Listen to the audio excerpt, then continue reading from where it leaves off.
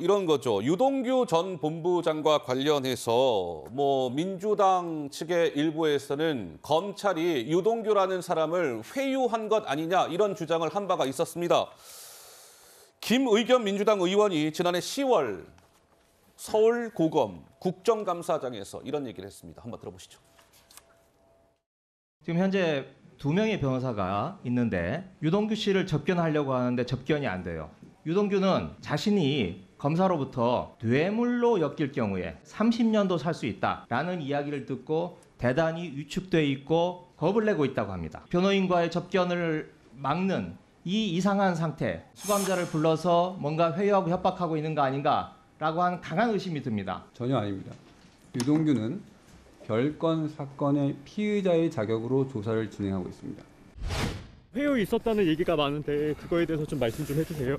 최소 뭐에 회유되지는 않습니다. 그런데 어제 재판에서는 검찰이 또 이렇게 주장을 했습니다. 변호사 그 2명은 유동규와 접촉 후에 민주당 김의겸 의원과 한 7에서 11분가량 통화를 했다. 따라서 저 변호사 2명은 유동규 변호인이라고 되어 있긴 하지만 유동규를 위해 변론을 활동한 게 아니라 오히려 김용 또는 이재명을 위해 유동규가 진술을 못하도록 위장해서 변호인으로 돼 있지만 감시자 역할을 한 것이다. 검찰은 그렇게 주장을 했답니다. 아까 저 국정감사장에는 우리 조 의원도 같이 계셨을 텐데요. 어떻습니까? 이 부분도 그저 극명하게 입장이 엇갈리네요. 예, 저도 이제 국정감사 날이 기억이 납니다. 갑자기 이제 김의겸 의원께서 질의를 하시는데 좀 부적절한 질의가 아니었나 하는 생각을 그때도 했었습니다. 아, 예. 국정감사라는 성격이 국민을 대표해서 검찰, 법무부의 업무를 지금 감사하는 자리인데 본인이 속한 당의 대표를 마치 변호하기 위한 그런 인상이 굉장히 강한 발언들이었고요. 굉장히 좀 정치적인 발언을 계속 이어가셔서 국정감사로서 저게 맞나 하는 고민을 했었습니다. 근데 그런 거와 함께 제가 이런 발언들을 보면서 계속 아쉬운 것은 어떤 게 아셨어요? 예. 저는 유동규, 김성태 이런 분들이 계속 언급되고 있는데 이제 국민들이 이제 모르시는 분도 아시는 분이 점점 많아지는데 이런 분들 여러 가지로 저는 범죄 혐의가 짙은 분이라고 생각합니다. 그런데 이재명 대표가 자꾸 모르쇠로 일관하다 보니까 유동규, 김성태가 자꾸 억울한 의인 같은 느낌이 듭니다. 유동규도 좀 억울하겠다. 김성태도 예. 좀 억울하겠다. 근데 나쁜 사람들이거든요. 제가 볼 때는 다.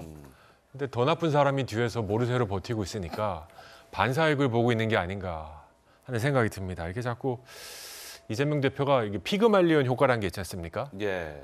이게 된다, 뭐 할 수 있다 그러면 해버리는 건데 저는 오히려 지금 스티그마 효과가 나고 있다.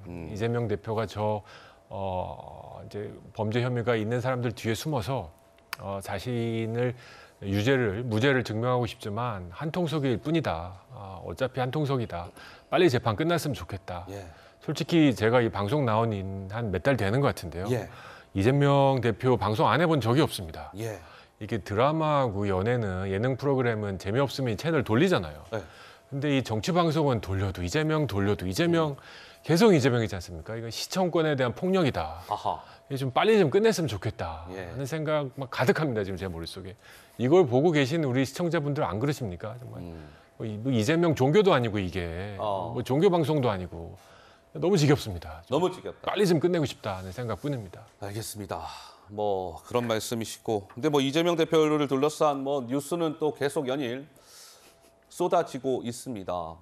이런 상황에서 이제 이거는 김용 전 부원장 어제 재판 처음 있었던 소식을 전해드렸고요.